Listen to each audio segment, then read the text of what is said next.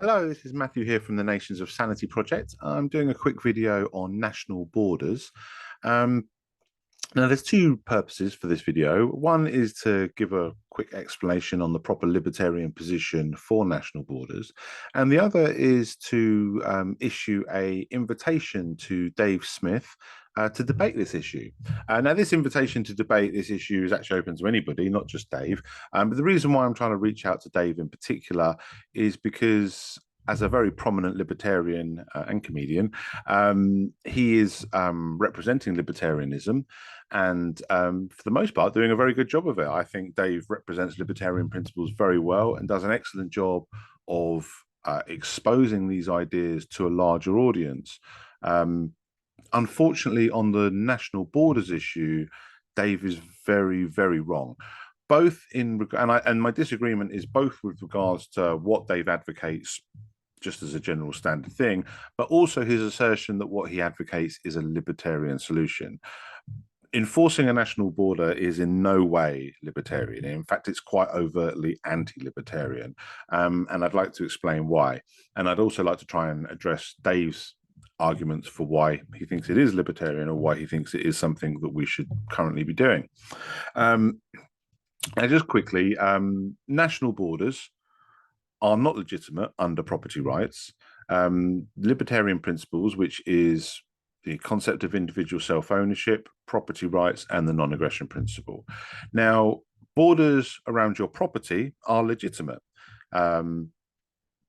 because you own everything within the border of your property. Your property is your property, so the border that marks the perimeter of your property obviously marks an area that you have exclusive right to. So you can enforce your borders for your property because no one else has right to enter that perimeter. No one else has right to access any of your property without your express permission.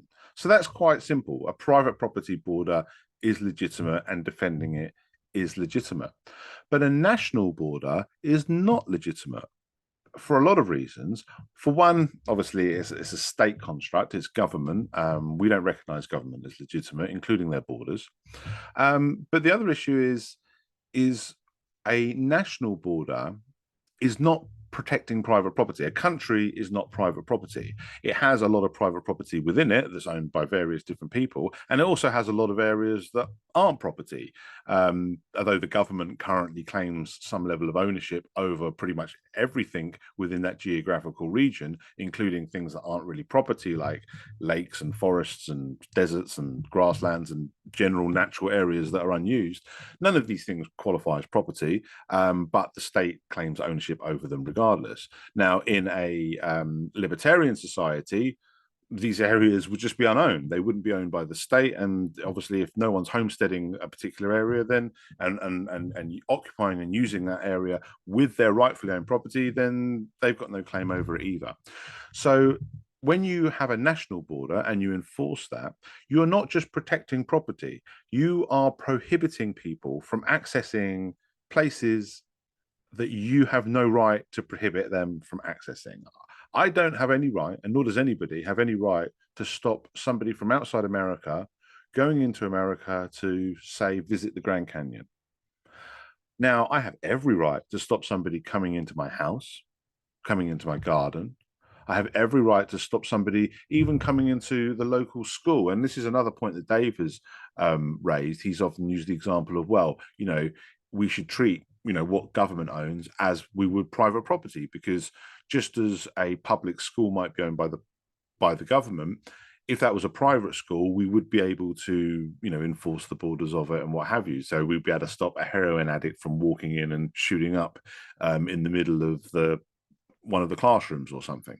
Now we would be able to stop that, and even accepting Dave's premise that all government property is rightfully owned by the citizenry. So let's say we say that all the government property that they currently own is rightfully owned by the public who were forced to pay for it through their taxation.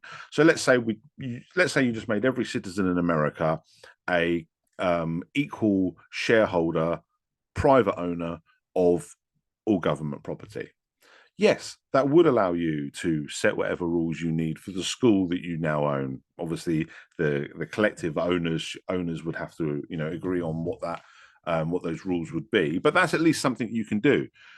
You can prevent someone from coming into a library or a school or even a park, because all these things qualify as property. And when you have a border around a private property, you are only prohibiting people from accessing that private property. And if it's your rightfully owned property, you have the right to do that.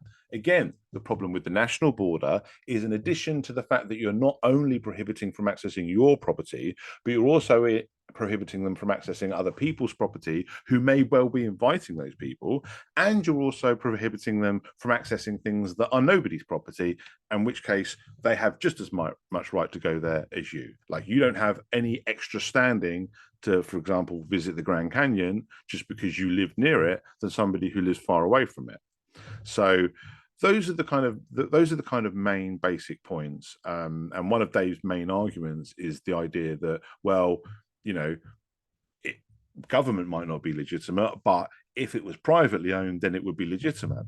And just to add a little bit of clarity, that, like I say, this works for schools and this works for parks and this works for property, where everything inside that private property perimeter is the private property that you have a right to exclude someone from. But this doesn't work with the country, because much of the private property isn't yours, and it may belong to somebody who doesn't want to exclude these people. And also, then there's also lots of areas that just isn't anybody's property, and, you know, anyone would have a right to go there, because if no one owns it, then no one has any exclusive claim over it, and no one has any higher standing, over what is done with it. So those are the main points. One other thing I want to address is the issue of private property, because I think a few people, and I don't know if Dave specifically advocates for this. If you see this, Dave, you know, let me know, clarify your position. But I've heard a lot of people talking about, well, we could privately enforce the border, because we could have property owners establish their property in a perfect little line across what is currently the national border, and then they'd be able to protect the border because they are protecting their private property borders, which I've already said is obviously legitimate. But they can't do this with the national border, because they can't use their property to prohibit people from accessing anything other than their property. So their borders for their private property, to prevent people from going within their property and accessing their property, is perfectly legitimate. But, for example, I can build a house and have my property, and you're not allowed in it. It's my property and I'm allowed to guard that border. But if I build some giant donut shaped circular house that encloses, say, other people's property or areas that I don't own, then I am essentially imprisoning anybody that's within inside the donut shaped house that I've built, and I'm also preventing people from outside it from accessing, because anyone that wants to travel either inside or outside the enclosure that I've created with my big donut shaped house would have to trespass on my property to do it. And obviously, you know, that's the idea, is I can stop them. So this isn't something that people are allowed to do. Your right to do what you want with yourself and your property ends when you're interfering with somebody else's right to do what they want with themselves or their property. So when your property border is preventing me from accessing your house and your garden and your property, then that's perfectly legitimate, because that's what you have the right to deny me access to those things, because they're your property, they're not mine. I have no right to them. But you do not have the right to use yourself or your property to prevent me from going anywhere else. So say you've got a bunch of nationalist private property owners who think that they're being clever by essentially creating a giant border wall with their own property, just having a nice, like, 100-mile long row of houses and property and all the rest of it, with no easements or passages in between or through to allow anybody to travel. That's a violation of the non-aggression principle. You're not allowed to do that. Just like I'm not allowed, I can do anything I want with myself, but if me and 100 other people all decide to link hands and form some circle around some other people and prevent them from traveling anywhere, again, we can't do it. We're not allowed to do it. This is part of what defines self-ownership and property rights and our rights and freedom to do with what we want with ourself and our rightfully owned property, is the universal understanding that this is universally applied. That, like, you know, it's that whole adage, my right to throw my fists ends at your face. My right to build property doesn't go past, doesn't extend to the point where I'm interfering with your rights and freedom. And if I am preventing you from accessing my property, I'm not interfering with your rights and freedom, because your rights and freedom don't include the right to access my property. But if I am preventing you from accessing other people's property who, you know, are inviting you to use their property, or if I'm preventing you from accessing anything that isn't anybody's property, then I am most definitely violating the non-aggression principle. And one final point I'd like to make here, because I think I've laid out exactly why advocating for the enforcement of national borders is clearly not libertarian and is actually a violation of libertarian principles. And I hope, you know, that I've made that argument relatively concisely.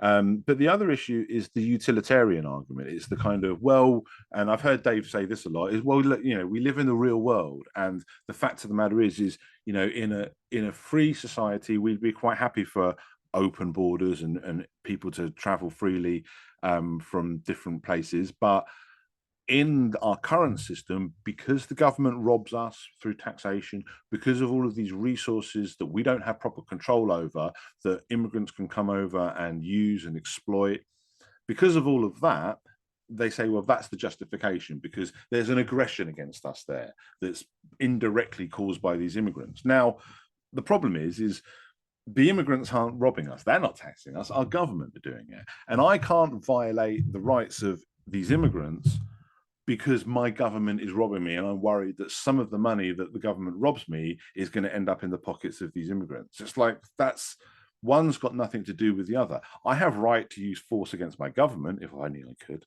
and you know, if I had the might, the military might, or whatever other kind of power to prevent the government from taxing me, prevent the government from taxing, you know, my fellow citizens, then I would have every right to do that, and I would have every right to use the force necessary to do that, because our government are a criminal organization and they rob us through taxation and various other things, inflation and stuff like that. So, you know, we have every right to use force against them. But a peaceful person passing through a completely arbitrary border, because the national borders are arbitrary, they're not valid, for us to use force against them is a violation of the non-aggression principle. And we can't say, oh, well, because this government is robbing us and might give some of that stolen money to them, we have a right to use force against them. No, we don't. We have a right to use force against our government. And because people think that we, you know, oh, well, that's unrealistic, we're never going to stop the government taxing us. And this is a question I'd like to ask everybody, and Dave in particular. Do you really think it's more realistic and more achievable to bring back the entire military from all around the world and put them on the national border, which is what I believe you're advocating for? Like, that seems no less fantastical, that seems no less unrealistic than, you know, if we had that level of control over our government that we could make them do that, then we could make them stop robbing us. We could make them give back everything they've stolen and stop giving it away to immigrants. So this is the other point, even from a pragmatic point of view, even from the, well, we're living in the real world and we can't, you know, ideals and principles are all well and good, but we've still got to say that we're living in the real world and we've got to deal with the real world aspects of that. It's like, okay, well, yeah, we'll deal with that. The fact of the matter is you're never going to get the government to adopt the immigration policies that you want, just like you're never going to get them to stop taxing you. So if you think that one's achievable, then the other's achievable. And you've got two solutions here. You've got a libertarian solution, which is overthrow the criminal government and stop their theft of all the citizenry, stop the taxation, you know, or You can choose the anti-libertarian solution, which is to promote more state violence, more government power to prevent people, and yeah, bring in the military to do it. I mean, that if that's not an expansion of government, I don't know what is. So there's two basic points that I'm trying to get across here. One is that from a pragmatic, utilitarian, real world perspective, this is wrong. And we need to address the real issues. We need to address the real problems. Our government is robbing us blind. And even if you don't care about libertarian principles, the fact of the matter is all the things that we do care about, all the things that the nationalists care about with regards to, immigration and everything that they've built as a nation being destroyed through that, the people that are causing that is the government. And those are the people that we need to stop. And if we ever get ourselves into a position of power and control where we can impose these border enforcements that people like Dave Smith are advocating for, if we ever have that level of control, then we should, and that level of power, then we should be using that power to disband the government. We should be using that power to end taxation. We should be using that power to make sure that the incentives for immigrants to come over and exploit our resources aren't there anymore. They don't come over here for the weather. They come over here for the free stuff. That's one of the main arguments that bordertarians, as they're often referred to, or libertarians who believe in national borders, that's one of the arguments they make. They say, oh, well, there is an aggression because, we're being robbed through taxation and it's going to these people who haven't contributed to the system. It's like, well, the taxation we go to goes to a lot of people that don't contribute to the system, a lot of people undeserving. We don't have any control really over what the government does with the money they rob from us. And if we want to do something about that, then we need to look at the government, not the immigrants, which are a very small portion of people that are benefiting from the money that's stolen from us. But even if we fix that problem, like say for example, we fixed immigration to exactly how someone like Dave would want, tomorrow we're still getting taxed the same amount of money. And that tax money is still going to other places outside of where we would want it to go. And public services are still going to be underfunded. And, immigration might make these things worse. I'm not denying that that's at least a possibility, although I think it's naive to think that everything would get better without immigration and the government wouldn't just spend that money on other things that we don't want them to go. I mean, government corruption and misspending of our money and misappropriation of our money is so blatant these days, and so commonly accepted that it's almost become a meme. It's almost become a joke. So it seems naive to think that even if we ended immigration, all of a sudden the government's going to stop putting its hand in our pocket, and all of a sudden our public services and public infrastructure is going to be operating, properly and how we want. That seems a ridiculous assertion to me, and there doesn't seem to be any evidence to back up that. So even from a utilitarian point of view, even when looking at this from a real world perspective and saying, okay, well, we live in the real world, we've got to deal with the real world consequences. Okay, yeah, the real world consequences for allowing a criminal government to rob us every single day has a lot of consequences that are going to still be there regardless of whether immigration is an issue or not. Immigration is just another element to this equation. But the causal factor is our government. And if we want a libertarian solution to the immigration problem, the libertarian solution is get rid of the incentives for them to come over here, stop our government from robbing us through taxation, and take our country back, take our infrastructure back, take all this stuff that's been stolen from us, take it back and overthrow this government who are ruling us and who are basically destroying not just our countries, but also the world around us. We need to do that. And if libertarians are too coward, the thing is as well, the other thing, it comes across as cowardly. It's like, to simplify the scenario, you've got this big criminal gang that are robbing you.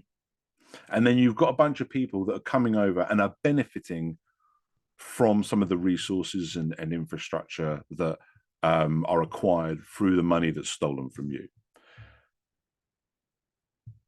Instead of going to the government, instead of using your power to unite against the government from robbing you, you're directing your anger, your attention, and your support for violence towards the immigrants. And not only that, you're supporting the people who are robbing you to be the ones to commit that violence. Now, if you were, imagine we lived in Ancapistan or any kind of free society, imagine you were just traveling to some place, you were going to visit some area like the Grand Canyon, and you're on your way, and then somebody tries to stop you from traveling where you're traveling.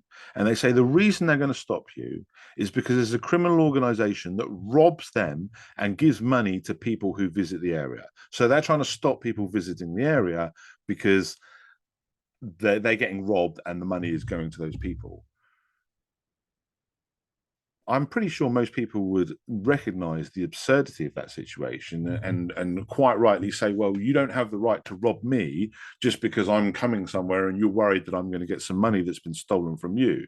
Your right to use force is only against the people that are robbing you, not against me, who you think might benefit from some of the theft that you've been a victim of. So I'm not sure how concise I've been in this video. I hope it's relatively simple. Just to kind of sum up, national borders aren't valid. They're not property borders. A country is not property, and enforcing a national border is prohibiting people from accessing other people's property that they may be invited to, or areas that aren't property at all, in which case, in both situations, you would have no right to prohibit them from traveling to those places. And the force that you use, or the force that you advocate the government use to stop them, is immoral. It's a clear and obvious violation of the non-aggression principle. People who want to point at all of the aggression against citizens with regards to the tax money that's taken from us, yeah, that's a valid point, but that doesn't justify violence against the immigrants, because the immigrants aren't the ones that are taxing us, the government is. The only people we have a right to use violence against is the government. So in that scenario. So yeah, I hope that's clear. Dave, if you've listened to any of this, please consider my invitation to discuss this in more detail. If there's points you've disagreed with or not understood, I'd like an opportunity to elaborate, and I'd also like an opportunity to scrutinize your arguments and try to understand if there's anything about your arguments that I'm missing or not properly appreciating, because I'm not trying to get a gotcha. And as much as I'd love exposure for myself and my Nation's a Sanity project, I'm not trying to contact you for exposure either. I think this is an issue that is dividing libertarians. It's an important issue, and it's an issue that you have got very, very wrong. But you are a person who's such a positive force for libertarianism, and I think you're intelligent and open-minded enough to for us to give you arguments that you may consider that may change your mind. But even if you don't change your mind, I think it's important that you understand the objections to your position and we understand your position properly. Because I think in addition to the disagreement over borders amongst libertarians, I think there's also a bit of talking past each other and a little bit of misunderstanding. A lot of the things that I hear both sides saying don't really apply to the other side's arguments. I think that's more the case with regards to people who are advocating for national borders, because they keep equating national borders with private property borders. And I hope I've already explained how they're not the same. So that is, that is the main fundamental point. I've made other points, and there are issues with regards to the utilitarian arguments and stuff like that as well. But the most kind of fundamental truth that I think the other side of this debate really can't get over is the simple, undeniable fact that only private property borders can be violently enforced, and national borders are not private property borders, and enforcing them would clearly be a violation, because you're not just prohibiting people from accessing your property, which you do have a right to do, but you would also be prohibiting them from accessing things that aren't your property, so you don't have a right to prohibit them from accessing that, and you'd have a right, and you'd also be preventing them from visiting other people's property who may well be inviting them. So I hope that's all very clear. Dave, please consider the invitation to discuss and debate this more.